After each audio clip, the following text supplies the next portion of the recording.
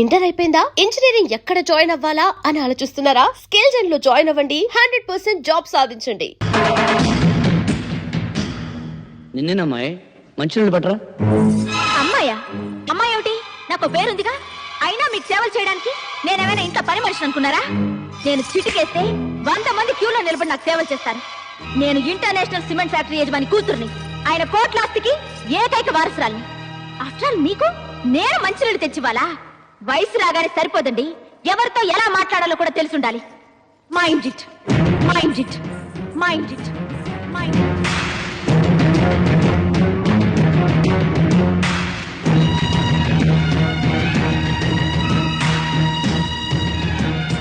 అయ్యా, ఏదో తెలిసి తెలియనితనం, పాపం చిన్నపిల్ల.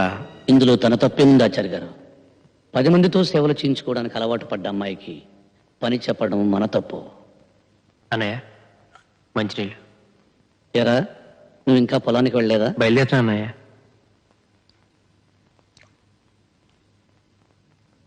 సరే, తొందరగా వెళ్ళి దగ్గరుండి కలుపు తీయించు. అలాగే అన్నయ్య.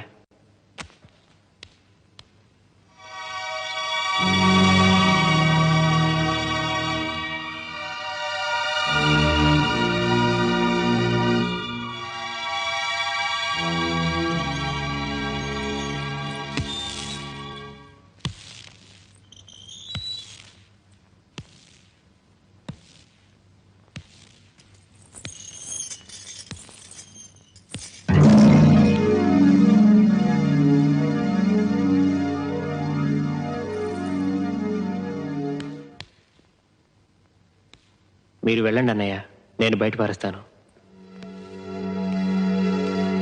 ఆచార్య గారు, అయ్యా, రామయ్య కూతురు పెళ్లికి నగలు చేయించమన్నాను. ఆ పని ఎంతవరకు వచ్చింది? తయారైపోయాయండి, రేపు ఉదయాన్నే పంపిస్తా అన్నాడు.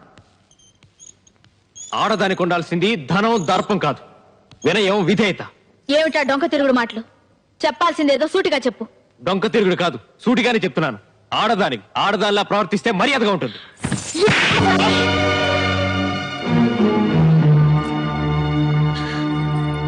బాబు, నువ్వు లోపలికి వెళ్ళు.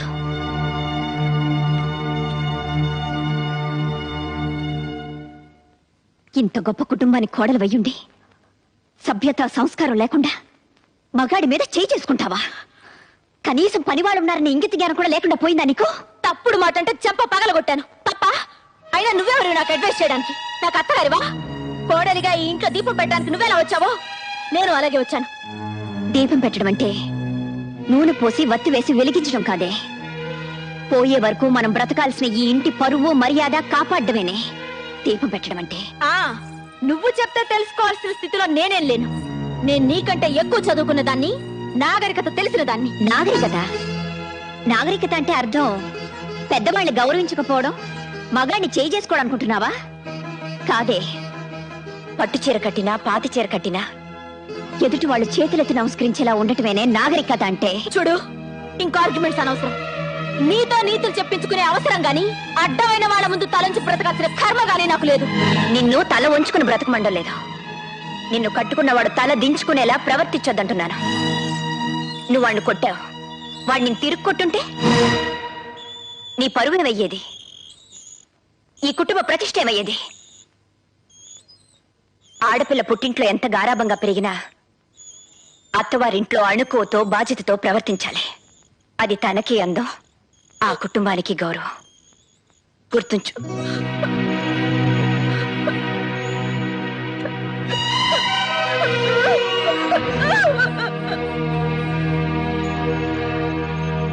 ఏమిటి అలా చూస్తున్నావు? మీ ఆవిడ ఏడుస్తూ వెళ్ళిందనా? వంట రాదని ఇంకా ఎన్నాళ్ళు తప్పించుకుంటావు? త్వరగా నేర్చుకొని కాస్త గట్టిగా గసిరాను. ఏ, మీ ఆవిడ నేనేం అనకూడదా? ఆ హక్కు నీకు తప్ప ఇంకెవరికి వదినా? ఇలాంటి దేవతకే కోపం వచ్చిందంటే అది చేసిన తప్పు చిన్నదే ఉండదు. నన్ను క్షమించు. అవే మాటలు రాజా. అవునదినా, అది నాలో సగం కదా. దాని తప్పులో కూడా నాకు సగభాగం ఉంటుంది.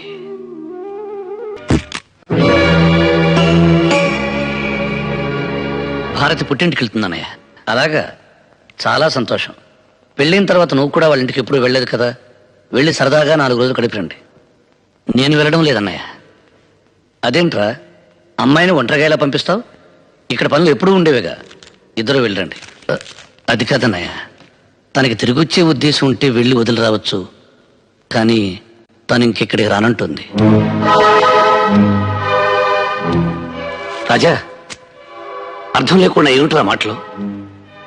పెళ్ళి 4 నెలలు కూడా కాలేదు, భార్యను పుట్టింటికి పంపించేస్తావా? ఈ ఊరందరికీ మంచి చెడు చెప్పే కుటుంబం రామంది. ఈ విషయం 10 మందికి తెలిస్తే ఏమనుకుంటారో ఆలోచించావా? మీకు మాటా వస్తే 4 గోళ్ల మధ్య మీలో మీరు సర్దుకుపోవాలి గాని అది మా దాకా రాకూడదు. ఒక్క విషయం గుర్తుపెట్టుకోరా, నారు నాటితే వరి పెరుగుతుంది, మాట జారితే గొడవ పెరుగుతుంది. కానీ ఏం నాటకుండానే గడ్డి పెరుగుతుంది. తను పట్నంలో పెరిగిన పిల్ల, మన పద్ధతులు కొన్ని తెలిసుండకపోవచ్చు. అలాంటప్పుడు తనకి వివరించి చెప్పవలసిన బాధ్యత మంది. అర్థం చేసుకునే వాళ్ళకి చెప్పొచ్చు అన్నయ్య, అర్థం చేసుకునే వాళ్ళకి ఏం చెప్పినా ప్రయోజనం ఉండదు. అందుకే పంపించేద్దామని నిర్ణయించుకున్నాను. నిర్ణయం తీసేసుకున్నావన్నమాట. అది కాదన్నయ్య రాజా, అసలు భార్య అంటే ఏమిటో, ఆవిడ విలువేంటో తెలిసిన వాడివైతే అంత తేలిగ్గా ఆ నిర్ణయం తీసుకునేవాడివి కాదు. మనకేదైనా జరిగితే తల్లి ఏడవడం, తల్లికి ఏమైనా జరిగితే మనం బాధపడడంలో ఆశ్చర్యం లేదురా. ఎందుకంటే ఒకే రక్తం పంచుకు పుట్టినవాడం కాబట్టి ఆ బంధం బాధ ఉంటాయి. కానీ ఎక్కడో పుట్టి ఎక్కడో పెరిగి పెళ్లి అనే 2 అక్షరాలతో మన ఇంట్లోకి అడుగుపెట్టి సర్వం మనకు అర్పించి సర్వస్వం మనమే అనుకుని మనకేదైనా జరిగితే విలవిల్లాడిపోతుంది. అదేరా భార్య అంటే. కంప్యూటర్ కాలంలో కూడా కట్టిన తాళికి ఇంకా విలువ ఉందంటే ఆ గొప్పతనం కట్టిన వాడిది కాదురా, కట్టించుకున్న ఆమెది. ఎందుకంటే ఆ పసుపు తాడుతో నువ్వు వేసిన 3 ముళ్ళకి తన జీవితాంతం కట్టుబడి ఉంటుంది కాబట్టి. భార్య అంటే నిప్పు లాంటిది. దాని విలువ తెలిసి మసలుకుంటే దీపమై జీవితాంతం వెలుగునిస్తుంది. అశ్రద్ధ చేసిన రోజున అగ్ని జ్వాలై నిన్ను నీ కుటుంబాన్ని కూడా దహిస్తుంది. అంత శక్తి కలదరా భార్య అంటే. నన్ను క్షమించన్నయ్యా. ఆచార్య గారు, అయ్యా, మొత్తం దస్తావేజులు పట్టండి. అలాగేనండి. అమ్మా భారతి, బయటెన్నో సమస్యలతో సతమతమై ఇంటికొచ్చిన భర్తకి భార్య సేద తీర్చాలి గాని సమస్య కాకూడదు. ఎండలో తిరిగొచ్చిన భర్తకు భార్య చల్లటి నీడవ్వాలి గాని వేడిసెగ కాకూడదు. అదేనమ్మా భార్య అంటే. ఆకలిలో అమ్మగా, అనురాగంలో చెల్లిగా, అభిమానంలో తమ్ముడిగా, ఆవేశంలో స్నేహితుడిగా వెనకుండి ముందుకు నడిపించేదనమ్మా భార్య. అయ్యా, ఇవిగోనండి పత్రాలు.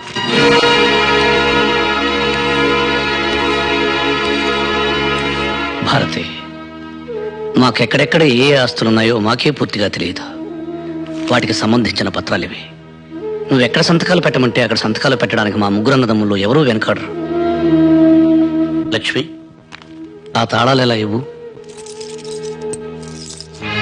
ఈ రోజు నుంచి ఈ ఇంటి బాధ్యత మొత్తం నీకు అప్పగిస్తున్నానమ్మా. కానీ నా ఒక్క కోరిక మాత్రం మన్నించమ్మా. కనీసం నా కంఠంలో ప్రాణం ఉన్నంత వరకైనా మా అన్నదమ్ముల్ని వేరు చేయాలనే ఆలోచన నీ కలలో కూడా రానివ్వకమ్మా. భారతి, భార్యాభర్తల సంబంధం గురించి, కుటుంబ సభ్యుల అనుబంధం గురించి ఓ ఇంగ్లీష్ కవి ఏమన్నాడో తెలుసా? The relationship between 2 persons of a family must be like a fish and water, but it should not be like a fish and a fissure man. ఎప్పుడు చిన్నప్పుడు చదువుకున్న చదువు నీకు ఇంగ్లీష్లో చెబితే అర్థమవుతుందని చెప్పాను. గ్రామర్ తప్పునుంటే మన్నించు, అసలు అర్థమే తప్పనుకుంటే క్షమించు.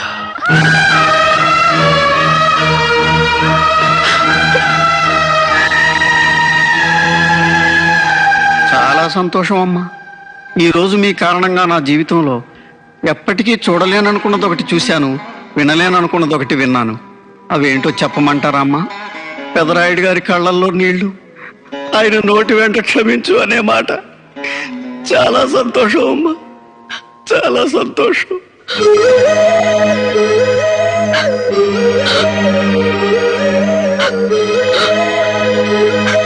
అమ్మ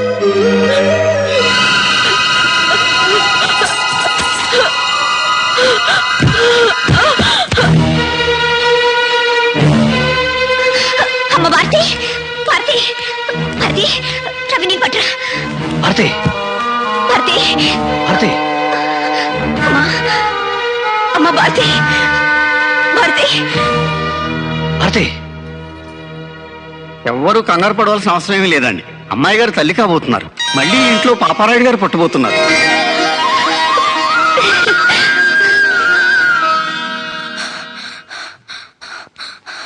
రాజాబాబు, రాజాబాబు, ఏంట్రా ఏమైంది? టీచర్ గారు కళ్ళు తిరిగి పడిపోయారు. ఎక్కడ? వాళ్ళ ఇంట్లో అండి. అలాగా?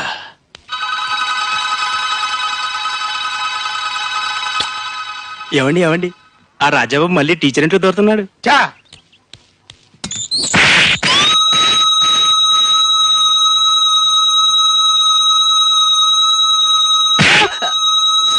ఎవడ ఇంట్లో దొరికితే నీకెందుకురా?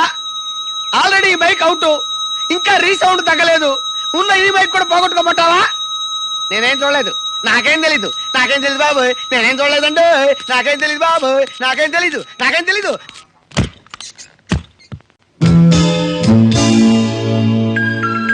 టీచర్ గారు, టీచర్ గారు,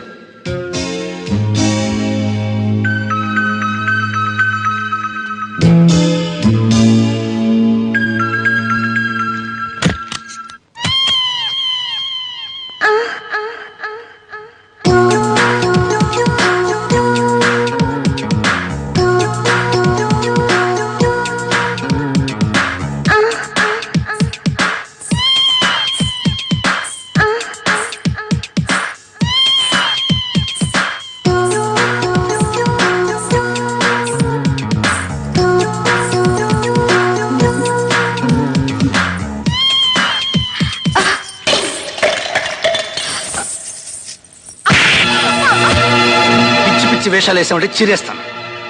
నీ టక్కు టమారా గజకర్ణ గోకర్ణ విద్యలని నాతో పెట్టుకోకు. ఇప్పుడే అన్నయ్యతో చెప్పి నీ విషయం తెలిచేస్తాను. పెట్టే బేడ సర్దుకుని సిద్ధంగా ఉండు. ఏమండి, నన్ను క్షమించండి. మగ దిక్కులేని ఒంటరి ఆడదాన్ని. ఈ ఊళ్ళో అడుగు పెట్టిన రోజే మీ మీద మనసు పడ్డాను. మీలాంటి ఉత్తముడికి భార్యని ఎరహత నాకెట్లూ లేదు. కనీసం మీ మనిషిగా మీ నీటిలో బతకాలని ఆశపడ్డాను. ఆ తాపత్రయంతో అతిగా ప్రవర్తించి మిమ్మల్ని నొప్పించాను. అర్థం చేసుకోండి ప్లీజ్.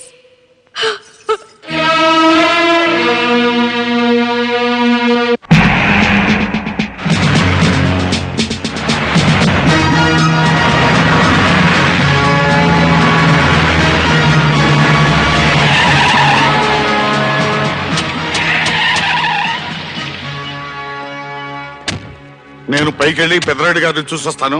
వీళ్ళందరినీ ఇక్కడ నిశ్శబ్దంగా ఉండమని.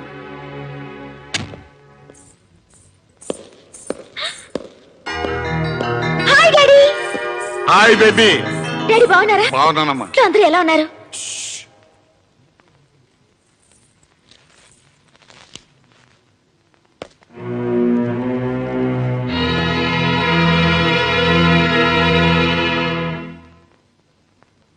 నమస్కారం అండి. అరే విహింకుల వారా, రండి కూర్చోండి. మీకు నా మీద కోపం ఉంటే చెప్పుతో కొట్టండి, అంతేగాని ఇలా హాస్యం అడగండి. ఇందులో హాస్యమే ఉంది, కూర్చోమన్నాను. నేను మీ ముందు ఏనాడైనా కూర్చున్నానండి? అది కల్లో కూడా జరగని పని. మీరు కూర్చోకపోతే నేను లేస్తాను. అరే మీరు లేవటం ఎందుకండి? పర్లేదు. వ్యాపారం ఎలా జరుగుతుంది? మీ దయ వల్ల బాగానే ఉంది. ఇందులో మా దయే ఉందండి, అంతా భగవంతుని దయ. అమ్మమ్మమ్మ అలా అనకండి. ఆ రోజుల్లో మీ తాతగారు, మీ నాన్నగారు, ఆ తర్వాత మీరు మా వెనకుండా నడిపించబట్టే ఈ రోజున మాకింత ఆస్తి ఫ్యాక్టరీలో ఉన్నాయి. ఇవాళ మా కుటుంబం ఇంత పచ్చగా ఉంది అంటే మీరు పెట్టిన భిక్ష కదండి. ఫ్లైట్ 8 గంటలకి 9:30 సార్. బోర్డింగ్ బస్ తీసుకున్నారా? సురేష్ వెళ్ళాడు సార్. ఢిల్లీలో మీరు దిగ్గానే మిమ్మల్ని రిసీవ్ చేసుకోవడానికి కిషోర్ వస్తాడు సార్. గుడ్. నమస్కారం అండి. ఏం కావాలి? మా అబ్బాయి ఇంజనీరింగ్ సీట్. సెక్రటరీ, ఆ వివరాలన్నీ నోట్ చేసుకుని ఎడ్యుకేషన్ మినిస్టర్ గారితో చెప్పి ఆ పని అయ్యేలా చూడండి. Sir 18th function. Sorry, out of station చెప్పారు కదా, ఆ టైం ఏంది వస్తా. నమస్తే సార్. థ్యాంక్ యూ సార్ మీ దయ వల్ల నాకు ప్రమోషన్ వచ్చింది. Very good. మా అమ్మాయి పెళ్లికి సెక్రటరీ వీరికి 20,000. సార్ నా జాబ్ విషయం. ఈ పని ఎలా చూడు. Thank you sir. Good morning daddy. Good morning baby. అమ్మా జాగింగ్ వెళ్ళలేదా? లేదు డాడీ, నా ఫ్రెండ్ ఇంటికి వెళ్ళొస్తున్నాను. Very good. నువ్వు వెళ్ళి టిఫిన్ చేయమ్మా. మీ డాడీకి అర్జెంట్ పని ఉంది, వెళ్తా. అలాగే. ఈ ఊరు పక్కనే ఫ్యాక్టరీ కట్టడానికి స్థలం ఉందంటే చూడడానికి వచ్చాను. ఎలాగూ ఇంత దూరం వచ్చాను కదా, మిమ్మల్ని కూడా చూసి వెళ్దామని వచ్చాను. వస్తానండి. అలాగే అమ్మాయితో మాట్లాడి వెళ్ళండి. లేదండి, కొంచెం అర్జెంట్ పని ఉంది. అదేంటండి ఇంత దూరం వచ్చి కనీసం కన్న కూతురు ఎలా ఉందో అడగకుండా వెళ్తారా? అందులోనూ అమ్మాయి ఒట్టి మనిషి కూడా కాదు. నా బిడ్డను ఇంటి కోడలుగా చేసిన తర్వాత ఎలా ఉంది అని అడగటం దేవుని ముందు పువ్వు పెట్టి ఆ భక్తుడు దాని యోగక్షేమాల గురించి అడిగినట్టుంటుంది. నాకు సెలవు ఇప్పించండి. వెళ్ళిరండి. వస్తాను.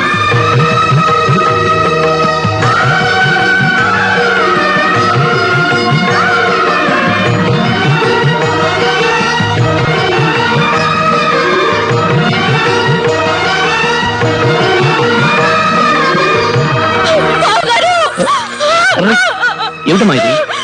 నన్ను క్షమించండి బావగారు, నన్ను క్షమించండి. అవివేకంతో చాలా పొరపాట్లు చేశాను. నన్ను క్షమించాలని ఒక్క మాట చెప్పండి బావగారు. అహంకారంతో మిమ్మల్ని అనరాని మాట్లాడినాను.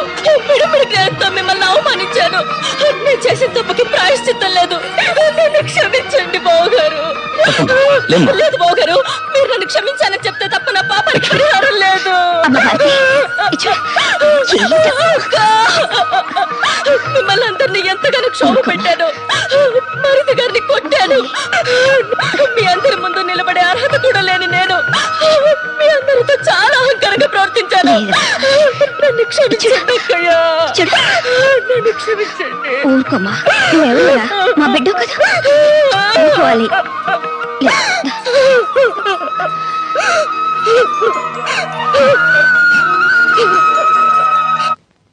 ఎవరి మీద అభండాలు వేస్తున్నావు? పుట్టి బుద్ధరిగిన దగ్గర నుంచి అది ఎలాంటి వంశమో మా అందరికీ తెలుసు. వాళ్ళు పరాయి స్త్రీ వైపు కన్నెత్తి కూడా చూడరు. ఆ విషయం అప్పుడే పై చేసిన కన్నెపిల్ల దగ్గర నుంచి కాటికెళ్లే ముసలమ్మ వరకు తెలుసు. నువ్వు ఎక్కడి నుంచో వచ్చి వాళ్ళ మీద నిందలు వేస్తే ఇక్కడ ఎవరు నమ్మరు. అయ్యో, నన్ను నమ్మండి.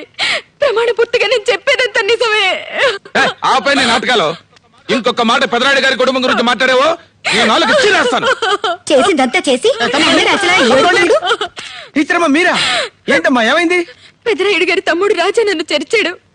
ఆ విషయం వీళ్ళకి చెప్తుంటే ఎవరు నమ్మడం లేదు. అయిపోయిందా? ఆ రోజు నేను చూసింది ఈ రోజు వర్కౌట్ అయిందన్నమాట. ఏమయ్యా ఏంటి అలా చూస్తారు? ఒక ఆడకూతురు నడి రోడ్డు మీద ఏడుస్తుంటే మీకు పాప అనిపించగల?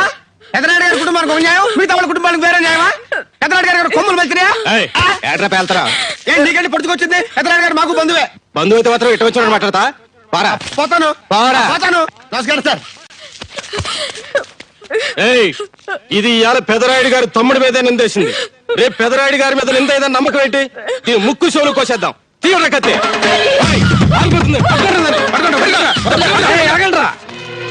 అందరూ జాగ్రత్తగా వినండి. ఈ విషయం ఎట్టి పరిస్థితుల్లోనూ పెదరాయుడు గారి దాకా వెళ్ళటానికి వీల్లేదు. గుర్తుంచుకోండి.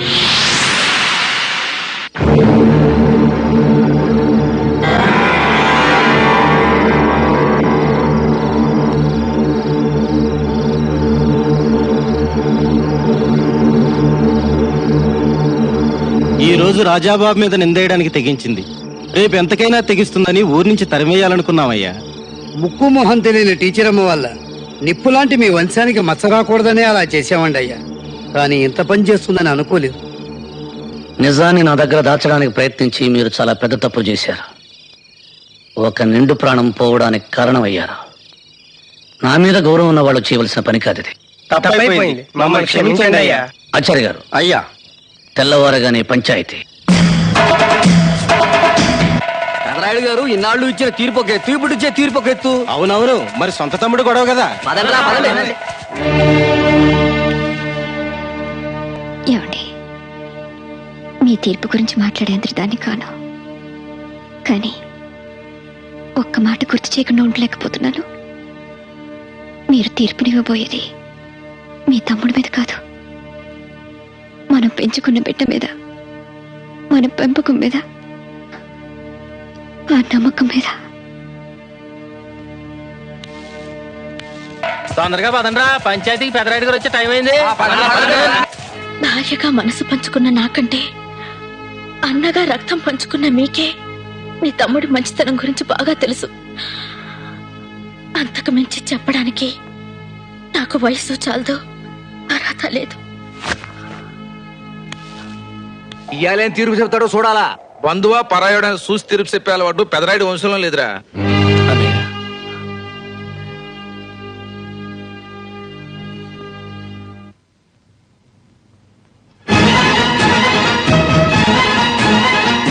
రక్తం పంచుకు పుట్టిన తమ్ముడైనా, జీవితం పంచుకున్న భార్య అయినా తీర్పిచ్చేవాడి దృష్టిలో అందరూ ఒక్కటే, అందరూ ఒక్కటే. ఆపు! నువ్వు చేతులు కట్టుకుని కన్నీళ్లు పెట్టుకున్నందువల్ల ప్రయోజనం ఉండదు. ఈ పాపారాయుడు తీర్పులో మార్పు ఉండదు. మీరిద్దరూ ఒకే కడుపున పుట్టినంత మాత్రాన నువ్వు చేసిన తప్పు వీడి మంచితనం వల్ల ఒప్పైపోదు. ఎవడి తప్పు వాడిది, ఎవడి ఒప్పు వాడిది. న్యాయానికి తెలిసిన బంధం, బంధుత్వం ఒక్కటే. ఒప్పు చేసిన వాడు దానికి బంధువు, తప్పు చేసిన వాడు దానికి శత్రువు.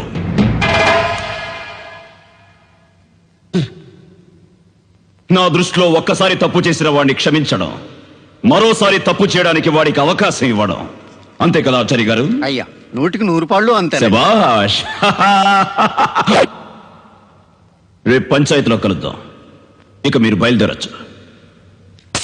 రాయుడు గారు, తమరు మరొక్కసారి. నా గురించి మీ అందరికీ బాగా తెలుసు. ఈ రాయుడు చెప్పిందే చేస్తాడు, చేసేదే చెప్తాడు. అది కాదు రాయుడు గారు.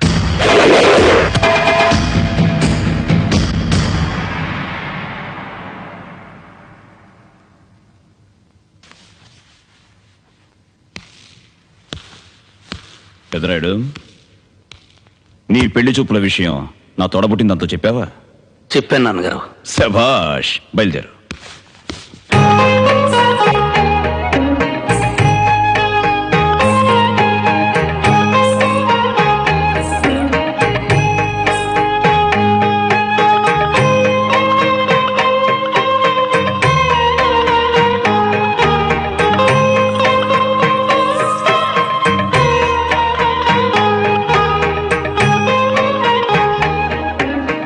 ఏం చెల్లెమ్మా, అమ్మాయి ఎలా ఉంది? అమ్మాయికేమండి బంగారం? మిమ్మల్ని అడిగానా? నాకు కావలసింది నా తోడబుట్టిందని అభిప్రాయం. చెల్లెమ్మా, అమ్మాయి ఎలా ఉంది? మాట్లాడవేమ్మా. నేను కొన్ని టెస్టులు చేయాలి. అబ్బో, ఆ రోజుల్లో మేమేదో మిమ్మల్ని టెస్టులు చేసుకున్నట్టు. ఏమయ్యా, మా నాన్న నా చెల్లెల్ని నీకు ఇవ్వడానికి ఇష్టపడకపోతే నువ్వు వచ్చి నా కాళ్ళు చేతులు పట్టుకుని బతిమాలిన రోజులు మర్చిపోయావా? 10 మందిలో చెప్పమంటావా? అబ్బే, అదేంటి బావా, నేనేదో జోక్ చేస్తే. నోటీస్ చేయమ్మా. అలాగే, ఇదిగో అమ్మాయి. అన్నయ్య, అమ్మాయి చెవులు బాగానే వినిపిస్తున్నాయి, చెవులు లేదు. అమ్మాయి, ఒకసారి పైకి లేచి అటు ఇటు నడిచి చూపించమ్మా.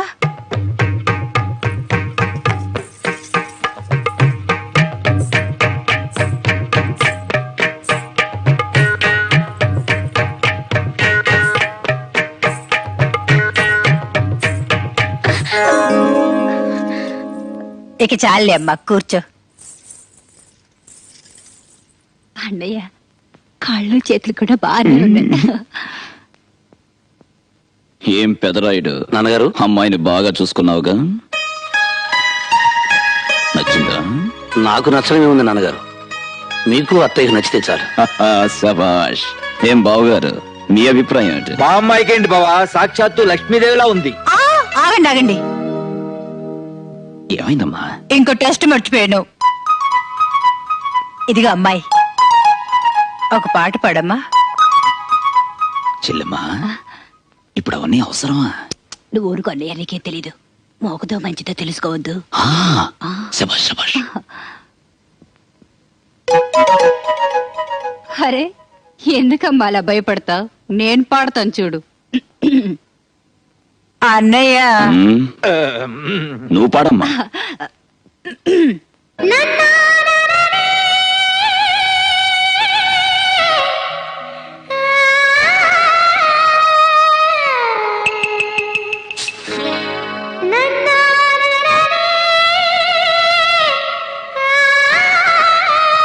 శభాష్ బాగుంది కాస్త నవ్వుతూ పాడమ్మా.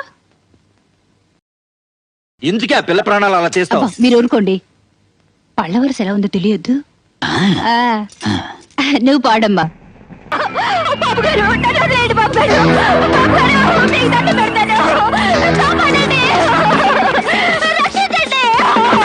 జమీందారు చలపతిరాయుడు గారి కుమారుడు వారి పాలేరు కూతుర్ని మానభంగం చేసినట్టు అభియోగం మోపబడింది. దీనికి సంబంధించిన సాక్షులు గ్రామ పెద్దలు రేపు ఉదయం పంచాయతీకి రావాల్సిందిగా కోరడం అయిందో.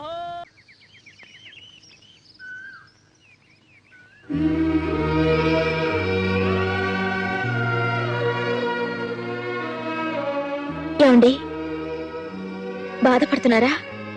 బాధ కాదు భారతి, ఆడదాని వల్ల రాజ్యాలు సామ్రాజ్యాలు కూలిపోయాయని పుస్తకాల్లో చదివాను. కానీ నా మీద ఆశపడ్డ ఆడదాని కోరిక కాదన్నందుకు నా జీవితం ఎలా అవుతుందనుకోలేదు. మీరేమనుకోనంటే మిమ్మల్ని మాట్లాడగనా? ఏమిటి? మీరే పాపం ఎరగరని మీకు తెలుసు, నాకు తెలుసు. కానీ పంచాయతీలో ఆ మాట బావగారితో ఎందుకు చెప్పలేదండి? అన్నయ్య అడగలేదు, నేను చెప్పలేదు. ఇంతవరకు ఆయన అడగంది ఏదీ నేను చెప్పలేదు. ఆయన చెప్పంది ఏదీ నేను చేయలేదు. అది కాదండి. చూడు భారతి, ఆ రోజు రాముడు అడవులకు నేను ఎందుకు వెళ్ళాలని ప్రశ్నించుంటే రామాయణం జరుగుండేది కాదు. తండ్రి మాటను గౌరవించి రాముడు అడవులకు వెళ్ళాడు. తండ్రి కంటే గొప్పవాడైన నా అన్న మాటను గౌరవించి నేను ఇక్కడికి వచ్చాను. మాకు నడత నేర్పింది మా అన్నావదులను భారతి. మాకు తల్లి తండ్రి లేని లోటు తీర్చడానికి వాళ్ళు అమ్మ నాన్న అని పిలిపించుకునే అదృష్టానికి దూరం అయ్యారు. ఏమిటండి మీరనేది? లక్ష్మి, నువ్వు తీసుకున్నది మామూలు నిర్ణయం కాదు. ఇంకొకసారి ఆలోచించుకో. ప్రతి ఆడది తల్లి కావాలని తాపత్రయపడుతుంది. అలాంటిది చేతుల ఆ అదృష్టాన్ని దూరం చేసుకో. కాదనకండి, నేను బాగా ఆలోచించి నిర్ణయానికి వచ్చాను. కన్నబిడ్డల్లా 2 మరుతులు నాకుండగా ఇంక నాకు పిల్లలు ఎందుకండి?